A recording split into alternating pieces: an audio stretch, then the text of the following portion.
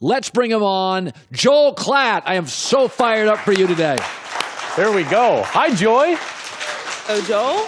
How are you? So let me start with this. Almost here. I know, right? Hi, Colin. Hi, Joel. Here's the downside to going to Alabama, Clemson, Ohio State, Oklahoma, USC, big dog programs. Here's the downside. Is that the program every year brings in a guy that plays your position, and he's often better than you. So Jalen Hurts goes to Alabama, good quarterback, wins the title. And then Alabama says, hey, we're going to go get another quarterback, too, because we do that every year. And the guy they bring in, yeah, he's way better than you. And now Jalen Hurts like, well, you know, the coaches didn't talk to me. And my takeaway is the upside to going to Purdue as a five-star player. You're going to play for 4 years. The downside to playing at Alabama as a five-star guy is if you don't compete every day at practice, there's an NFL guy right behind you. Yeah. I got nothing against Jalen Hurts, but it's like, I don't know. I kind of side with Alabama on this one. Well, listen, I've got a lot of thoughts on this, but candidly, they don't have to do with Jalen specifically. You know, so what I'm about to say probably will be attributed to Jalen Hurts, and it's not meant for Jalen Hurts. Okay. I'm going to use the term we as kind of a royal we, as in all of us who have played the position of quarterbacks. You did, Colorado. We are the worst. We are entitled. We're in large part selfish. And you have to be. That's not a knock. You have to be to play that position. Only one goes out there. All right? I'm not trying to be best friends with my backup quarterback. Why? Because I got to beat him out. Right? I got to keep him back there so that I can go play, so I can help us win. So I understand probably better than some what this dynamic is like. What I'm frustrated with is the fact that we, the football community, in particular from a young age, are now treating quarterbacks like individual sport athletes. We've got individual coaches for quarterbacks. They've got individual quarterback coaches even in high school. They've got, you know, all the 7-on-7 leagues, and they're trying to go to the Elite 11, which they do great things at the Elite 11. But again, you're treating them like an individual sport athlete. Yeah. So the problem with that is that you become so self-absorbed that you lose the ability to fight through adversity. And I see in college football a narrative right now forming that we've got a lot of really talented young quarterbacks that have no idea how to fight through adversity. I call it the only child syndrome in quarterbacking. They've never fought for their position. You know, if you're an only child, you never fight for any food at the dinner table. It's just all handed to you, right? I was the youngest of four. If there was like a casserole out, it was on. You got to get yours. Tuna casserole? Whatever it Mom was. makes it could be it like twice hash a month. brown. You got to go brown for and it. hamburger or something like that. You know what I mean? Goulash. But I think that we've lost that ability right now with young quarterbacks to just go fight for your position. You are not entitled to anything. And I'm talking, again, all of you young players, go compete for and win your position. The backup running back or the starting running back is not concerned with how many times he spoke to the coach or who communicated with him about the depth chart. It's the depth chart. Go work your way up the depth chart and go forward from there. Two polarizing people I want to talk to. First, Baker Mayfield, who I've been marginally critical of. Marginally. On You've got a witch hunt occasion. for Baker. He has some defenders. So yesterday it was on Hart. You call it defending. I call it keeping it real. Tyrod Taylor was there an hour and a half earlier than Baker Mayfield. Probably doesn't bother you. You sleep in guy? Where's Klatt? Hey, Coach, I was here like 8 minutes early. Hey, remember, what was it about? I think it was like 4.5 minutes ago you said, like, yeah, sometimes I'm a moron. Well, you're a moron right now. Do you remember that? You said it. I'm just using your own words. You said that. So you're okay with him showing up an hour and a half Here's the problem with your take right now. Is that every rookie in the National Football League is having that exact same conversation with their coach. The coach is having that conversation with said player. It just so happens that these two have a microphone right there, and it's featured on Hard Knocks, and it plays to your narrative, so you use it. Yeah. It's just like the selective clips that you used for the Ohio State game about him, quote-unquote, not celebrating with his team, even though he did because you cut the clips off early. Here's the problem with this clip. Is that not only does every coach have this conversation with every rookie in the National Football League, but it's a fake conversation. Let me tell you why. Because this coaching tactic is not correct. It's just not. I don't agree with this coach speak for the reason of every player is different. Every pattern is different. Every work habit is different. Drew Brees and Tom Brady don't do the exact same things. Aaron Rodgers and Drew Brees don't do the exact same things. Brady and Manning weren't the exact same type of player. Nick Foles didn't watch nearly the amount of film that Peyton Manning did, yet he's still a Super Bowl MVP. You do not have to be a clone to have success in the National Football League. The coach is trying to make himself feel better and more secure by seeing that guy in at a certain time, the time in which the coach wants him. But work habits are so different. You go to the Canton, Ohio Hall of Fame ceremonies last week, and you go to all the gold jackets, and you say, what were your work habits? And you're going to get a litany of different answers. Some guys work out well in the morning. That's when their body is right. They like to watch film in the morning. Maybe they like to watch film after practice. Maybe their body's not right to work out until after practice. All I'm saying is that this is a coaching conversation that, one, is only being had to make the coach feel better about himself and happens with every single rookie, and I don't think we should blow it out of proportion.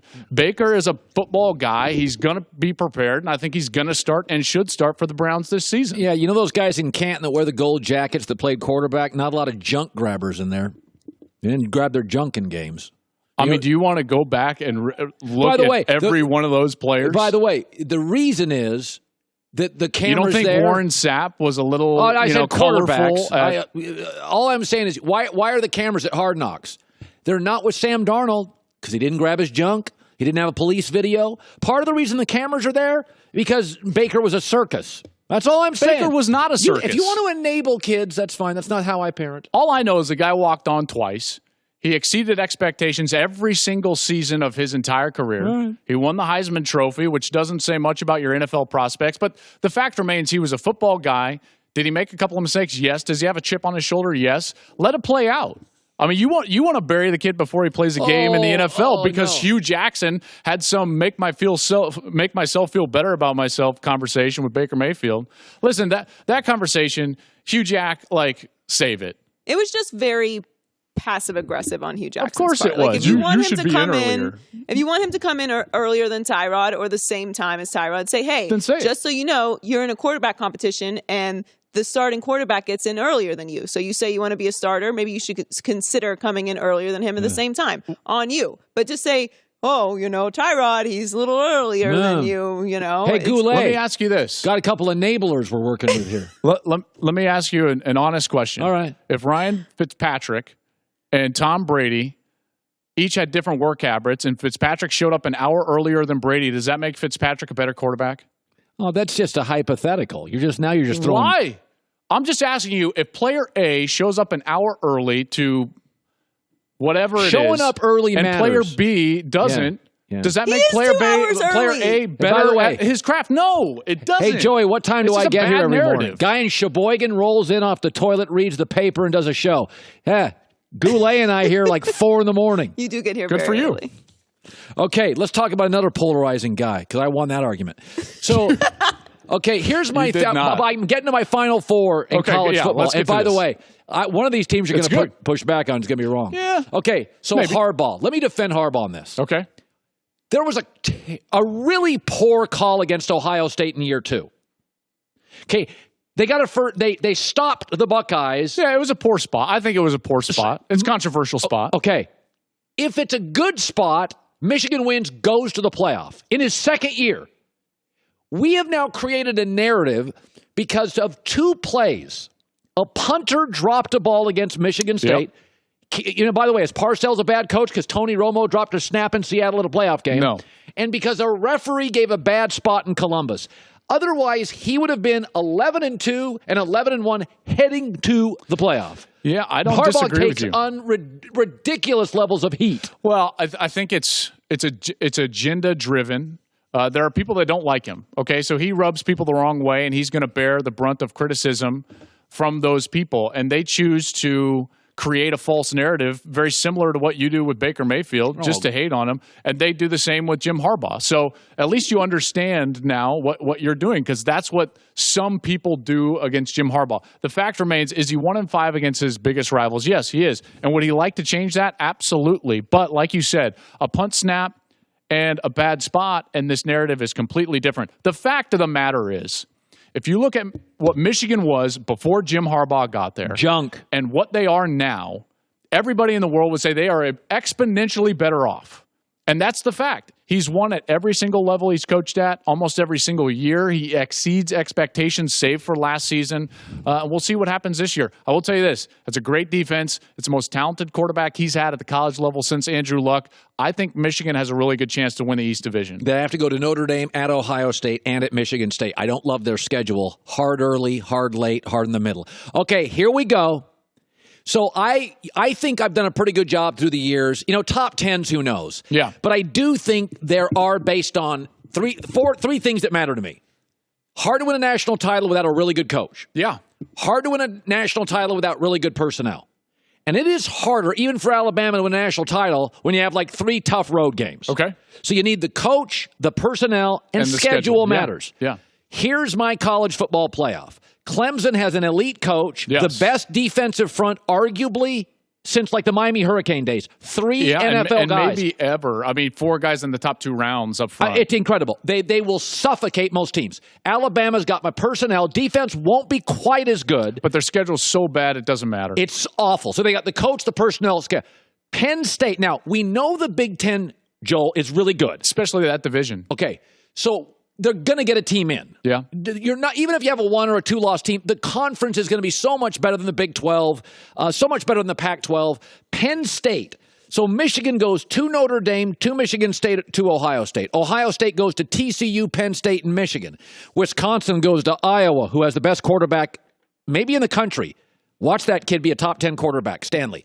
At Michigan, at Penn State. Penn State, Wisconsin at home, Ohio State at home, easy at a conference. They have to go to Michigan on Saturday, November 3rd.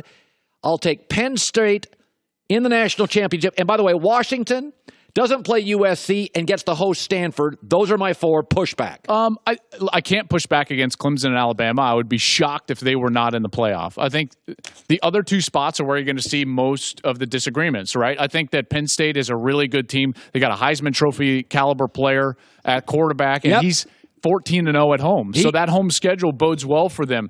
Now, what I'm concerned with Penn State is that they lose Joe Moorhead, their coordinator. They lose Saquon Barkley, their dynamic running back. They lose Mike Gesicki, their tight end, and Deshaun Hamilton, very good slot receiver who was great on third down. That's just on the offensive side. They lose both defensive tackles, the Cothran, not brothers. They weren't brothers, but both last name Cothran. They lose Jason Kabinda, maybe the strongest leader in all of college football, and Marcus Allen, an all-conference safety. So all of a sudden, right down the middle of your defense, you're getting weaker.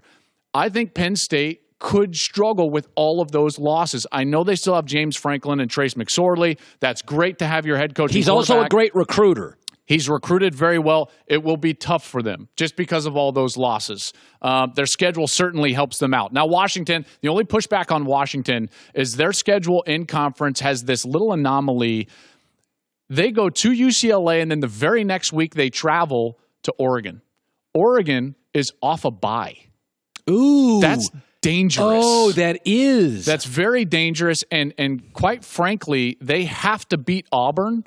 And then if they beat Auburn, then they're going to be allowed to maybe slip up and potentially even lose. I do think that's a tough one. Auburn's rebuilding their offensive line. I think Washington should win. They should. There's 2 NFL quarterbacks there. Auburn's is a better prospect at quarterback in the NFL. Auburn's rebuilding their O-line, and Auburn's had 2 crucial wide receiver injuries. So I think Washington wins a fairly low-scoring football game. Just to give you an idea, Oklahoma has not played back-to-back consecutive week road games since 2011.